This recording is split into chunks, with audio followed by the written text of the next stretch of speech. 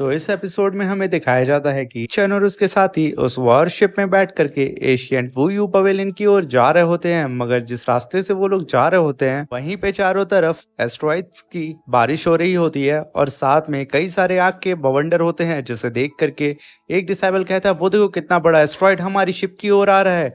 मगर वो asteroid ship के जस्ट बगल से गुजर जाता है और वो सारे के सारे डिसाइबल एकदम डर के कांप जाते हैं। उनमें से एक डिसाइबल कहता है कि क्या वो यू पवेलियन में जाने का रास्ता इतना ज्यादा खतरनाक है। तभी सब के सब आसमान में देखने लगते हैं, कुछ और एस्ट्रॉइड उनकी शिप की ओर आ रहे होते हैं।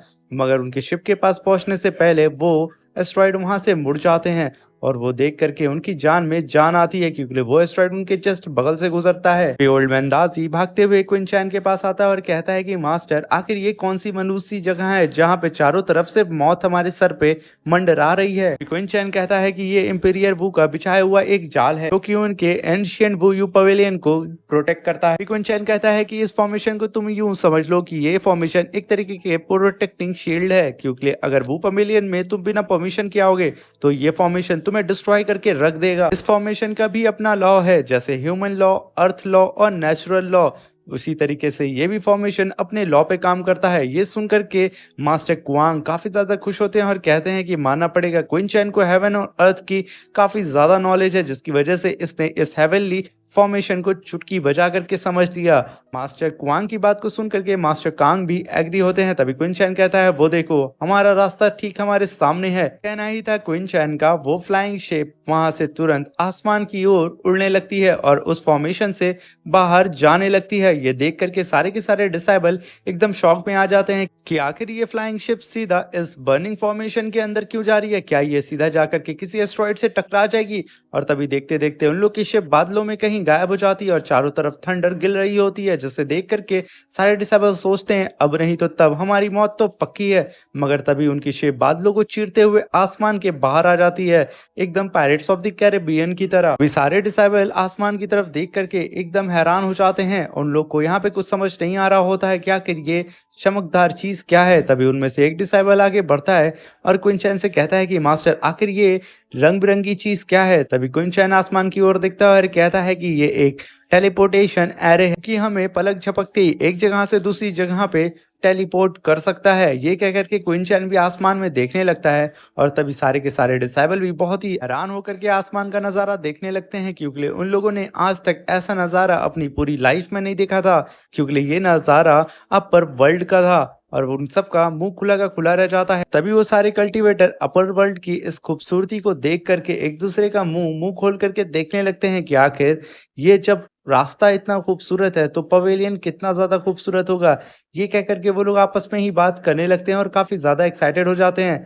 तभी वो वॉरशिप वहां रुक जाती है और मास्टर कुआंग कहते हैं कि क्विन चैन, यहाँ से अब तुम्हें सीधा एंशिएंट वुयू पवेलियन के साथ मास्टर जिनजी के साथ जाना होगा। ये सुनकर के क्विन चैन वहां पे एग्री हो जाता है और तभी मास्टर कुआंग कहते हैं कि मैं तुमसे कल मुलाकात करूंगा एंशिएंट वुयू पवेलियन में। अभी फिलहाल मैं इन सारे कल्टीवेटर को लेकर के जा रहा हूँ दान पवेलियन में इनका रजिस्ट्रेशन कराने के लिए।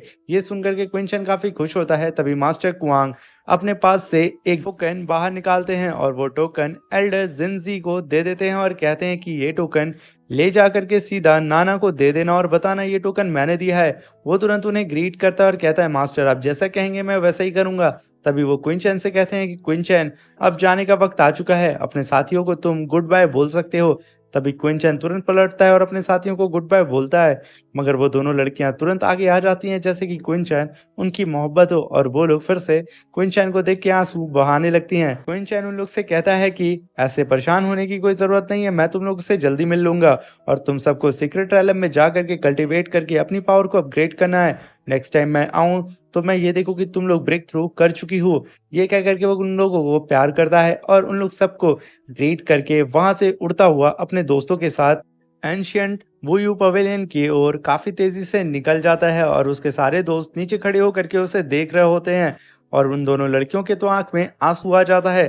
तभी मास्टर कांग उन दोनों लड़कियों से कहते हैं कि तुम लोगों को तो यहाँ पे खुश होना चाहिए क्योंकि तुम लोगों को अब सीक्रेट रैलम में लेकर के जाया जाएगा जहां तुम अपना कल्टीवेशन करके जल्द से जल्द ब्रेक थ्रू कर सकती हो। तो तुम लोग के मास्टर क्वीन चैन ने भी तुम लोगों से यही कहा है ना कि तुम लोग कल्टीवेशन करके अपने नेक्स्ट लेवल पे ब्रेक थ्रू जल्द से जल्द कर लो। और तुम लोगों को एक अच्छा अवसर मिला है कि तुम लोग यहाँ से सीधा सीक्रेट रैलम की ओर जा रही हो और मैं चाहता हूँ कि तुम लोग सच में वहां पे जा करके मेहनत करके अपनी पावर को जल्द से जल्द बढ़ाओ। ये कहते ही वो अपनी फ्लाइंग शिप की पावर को बढ़ा देते हैं और वहां से काफी तेजी से उड़ते हुए सीधा सीक्रेट रैलम की ओर चले जाते हैं। और तभी सीन शिफ्ट होता है और हम देखते हैं कि क्वीन चैन और उसकी टीम बहुत ही तेजी से एंशिएंट वुयू पवेलियन की ओर जा रही होती है, मगर तभी उन लोग को जाता हुआ वहां का एक गार्ड उन लोग को देख लेता है। और तभी क्वीन चैन कहता है कि फाइनली इतने सालों के बाद मैं एंशिएंट वुयू पवेलियन में आ रहा हूँ। कहते ही वो काफी तेजी से उड़ता हुआ एंशिएंट वुयू पवेलियन की ओर बढ़ रहा होता है, मगर वो गार्ड पलक झपकते ही क्वीन चैन और उसकी पूरी टीम के सामने आकर के खड़ा हो जाता है और कहता है कि आखिर तुम लोग कौन हो और यहाँ पे इतनी तेजी से एंशिएंट वुयू पवेलियन में क्यों आ रहे हो। वी मास्टर जिनजी आगे बढ़ते हैं और उस गार्डियन से कहते हैं कि मैं दान पवेलियन का मास्टर हूँ और मेरे पीछे जो कल्टीवेटर हैं वो लोग दान पवेलियन में जो कंपटीशन हुआ था यानी कि लोअर रेलम में, उस कंपटीशन में पूरे वर्ल्ड में इन तीनों को सेलेक्ट किया गया है जो कि काफ़ी ज़्यादा पावरफुल और हमारे सेक्ट के सबसे जीनियस डिसाइबल हैं।